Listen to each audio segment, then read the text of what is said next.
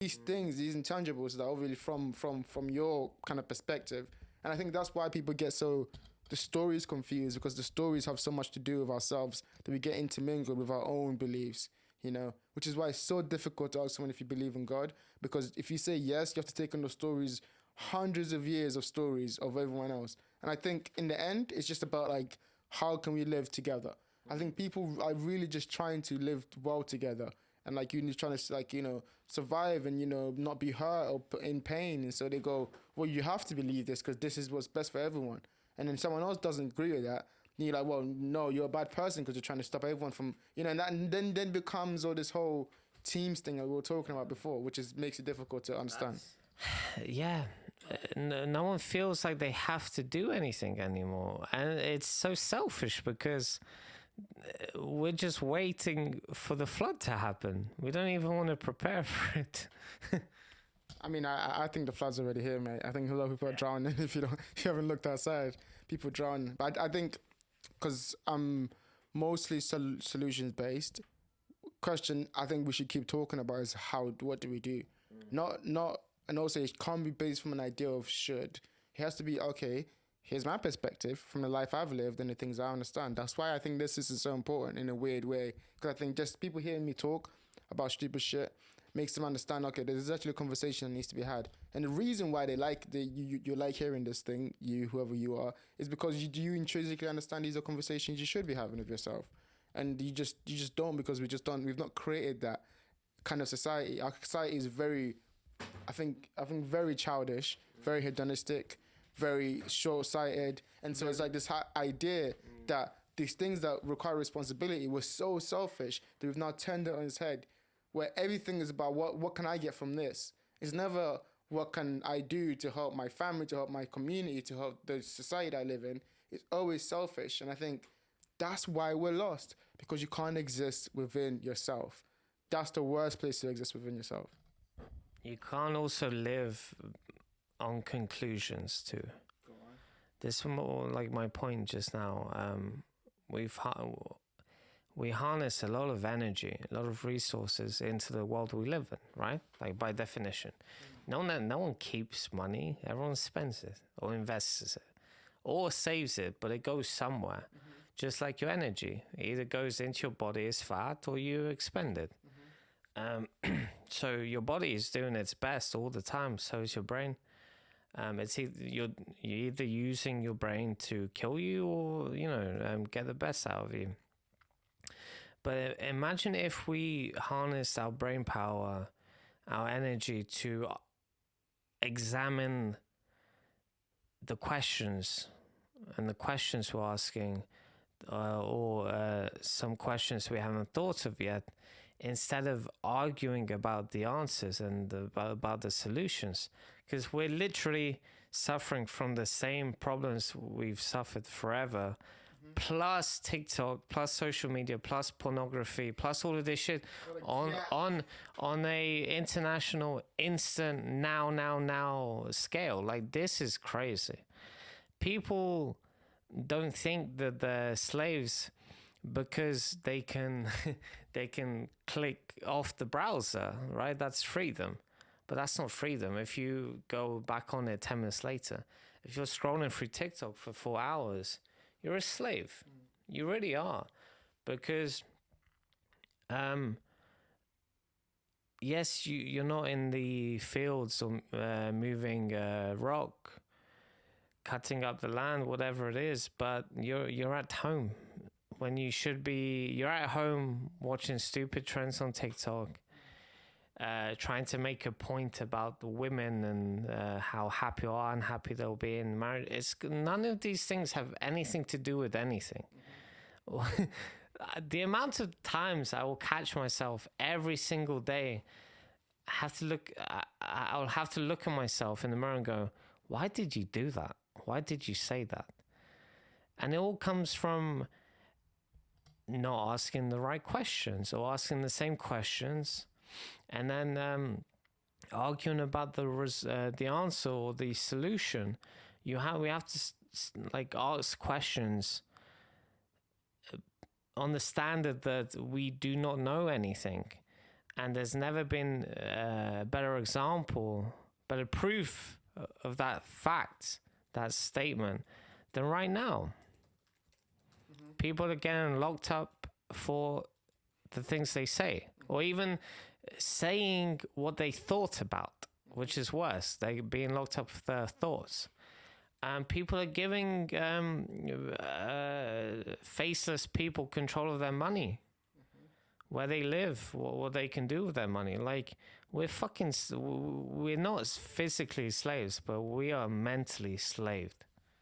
I think the idea of people being slaves is an interesting one, though, because I think it's self-perpetuating. I think that's the only pushback I give. You are not literally slaves. It's our weakness that makes us slaves. You know, like, yes, there's things that they do, obviously, to make us in a very bad position where it's very hard to escape it. You're saying that the TikToks, the environment, the family breaking up, friends breaking up, everyone's kind of like broken apart. So you can't really exist on your own, but you can kind of break out of that by just going, fuck this is stupid shit, realizing it, and then just going the other way. You know, that makes you not a slave, but it does make you, if you don't do it, complicit to them putting you in that position. Because, and it's obviously very hard, because what else are you gonna do? Like, you know, but I do think is important to like make people aware that there is a way out of that. Like what's that called? The smartest thing the devil did was convincing everyone he didn't exist. You know, like if they convince you're a slave and you can't escape, then you are a slave and you can't escape. But you do need to just have the ability to be introspective, be clear thinking, don't follow any trends, you know, like really don't follow any trends. Like what you said before was really cool about conclusions. I think we've made too many conclusions, and we made like very like hard, I know this to be true. Bro, you don't even know shit. You don't even know yourself. And like that's what causes most of our problems, because we don't know our habits and our motivations and the reason we do things. If we did, we'd be fine. But we don't. We wake up every day thinking we do, so we do the same shit again, realize that doesn't help us. It makes us depressed. So we change, thinking the change is going to change everything. But all it does is reveal that what you were doing before, you had no idea. So it's just that continual kind of like knowing, and you can't get lost in that. You have to do and, you know, go out and meet people and, you know, like actually make a difference in your communities, you know. And I think, all right, because there's a lot of things happening. My phone's about to turn off. If it turns off, we're gonna lose the video. No, we're not gonna. We'll save. But okay, so let's button up the idea, because I think to bring it home, I think okay. So there's two things I want to touch on then. And recently I wrote a piece about love, and one of the first things I said in it was I'd rather have questions that are going to be have questions that are going to be answers than answers that are going to be questioned. I think that sums up really our situation that we live in. We have so many answers that cannot be questioned. You know, there's things that we've concluded and you go, if you don't believe this, then you're a bad person. Not about your actions and the things you do in your community and your actual time that you spent, your decisions that you made, your thoughts and the things that you've concluded and you've said out loud puts you in a group that makes you a bad person. And we can spend a lot of time dividing people, but I don't want to divide people. I want to bring people together. So the question I'm asking is that what do we do? What do we do from here? You know, in a time where everyone is becoming divided because everyone has an opinion and no one wants to just admit that we don't know anything, and it's actually better to ask the question and is actually wanting to learn that makes you ask the question. The curiosity that's good, that actually got us here in the first place. How do we move from this kind of like division and, you know, answers leading to punishment and more questions that lead to reward? There's a reason why a lot of factors in society have been infiltrated so easy. People with the answers, or at least the belief that they have the answers, have been religiously infiltrating these things. They believe these things so deeply, with literal religious action. They've infiltrated these things. Someone has to do something about something. And if we, instead of gathering up in groups and acting religiously on answers or against someone else's answers, and instead did our best just within the parameters of ourselves and our families and our community, like on a day-to-day. Like if you literally if you woke up and tried to have the best day of your life, you'd have a day that was better than probably the average of all the days you've had up until that point. Like if you woke up and religiously tried to have the best day of you could, like really said hello to people, really listened to every conversation. You went to see a place that you'd been putting off forever. You maybe apologized or forgave someone that you were putting off forever. You'd have a really, really good day. And that day would inspire you to have more days. I think you need to break away from society and from people, because in reality, it's not really real. If you see it on the news, it doesn't make it real. If you hear about it from people who just pass on things they've heard, that's not really real. If you believe in it, it makes it real. But if you believe in your own power, which is limited, that's been given to you by God, to make a difference to yourself and your life day to day, the people you surround yourself with, that's like the best you can do. But the best you can do is all it takes. Mm-hmm. But you have to do the best you can do for you and for your life and the people around you, with you, your family. That's what you can really do. Take the power you think you don't have that is in minority groups or the government. They do have power, obviously, but the power you think that you don't have over them, take it back and focus on the things you need to do daily, your habits, and that's it. I don't get upset about what our leaning into certain haram activities or groups or the government being completely hypocritical and it all being a show. I don't lean all that much into it because I don't want to play with them. They believe what they believe in so religiously, and they're not going to give up their stance. But you need to be content and say, I don't know as much as they think they know. I know what I don't know, and I know what I've done and what I've not done. And you need to be okay with that. And then also start this journey of just questioning, examining life for you, like as who you are. And I think you'll be okay from there, you know? But examine, question, don't act or act against answers or group thought, group identity. It's got nothing to do with you.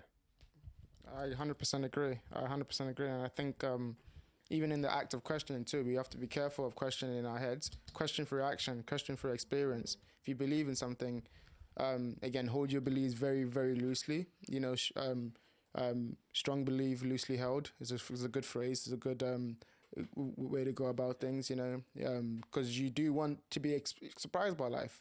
There's so many things that you can be taught by life just by putting yourself in those situations, having a belief and then actually understanding that, well, I don't know where this belief came from. I might believe it, I might not believe it. That life will teach me what I really think about it. And I think once you also, and it's something I'm realizing, once you also get rid of those thought patterns that you've been indoctrinated by since you were a kid, you start to be happier. You know, it's the idea that you gain happiness not by gaining more, but by getting rid of the things you don't want.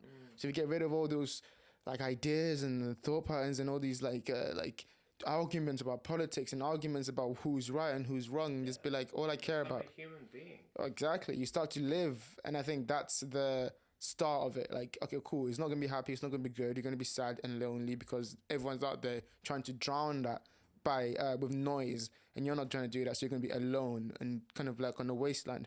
But after the wasteland is when the beautiful thing happens, because then you become independent, where you don't need an external force to make you happy or to make you feel better about yourself.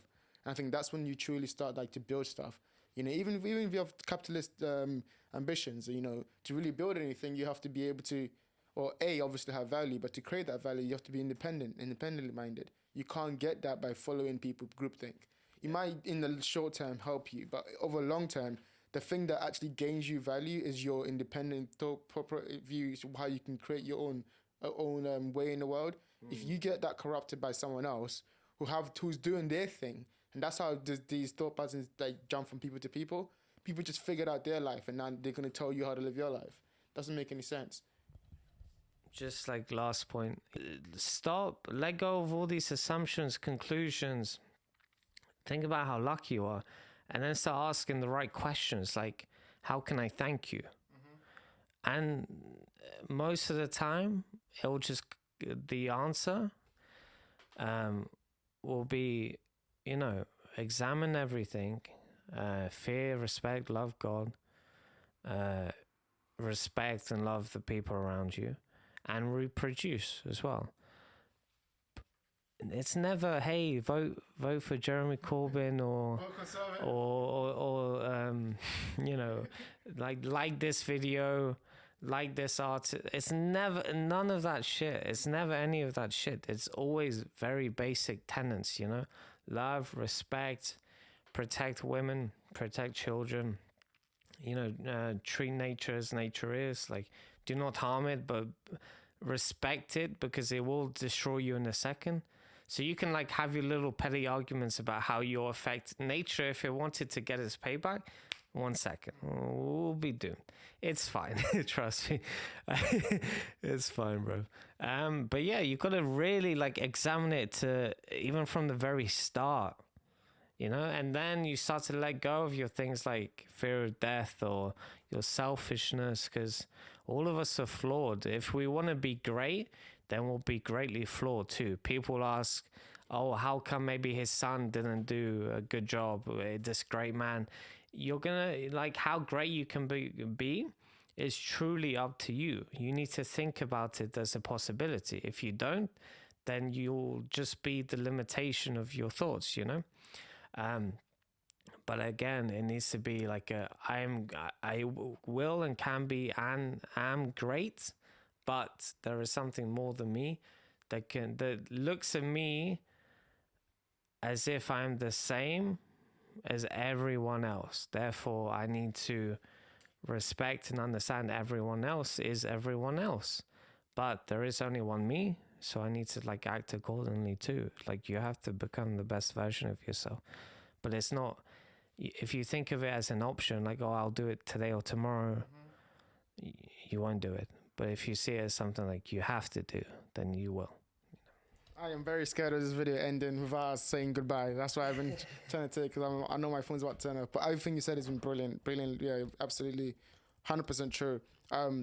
Just to leave on a point, there's this the conversation I had with this woman, and we were talking about like, oh no, but no, we were talking about how like the idea of, imagine you were on your deathbed and you look back and you see the version of yourself that was the best version of yourself, and like how shitty would you feel if that person was there and you could see them, the true how is when the person you are meets the person you could have been.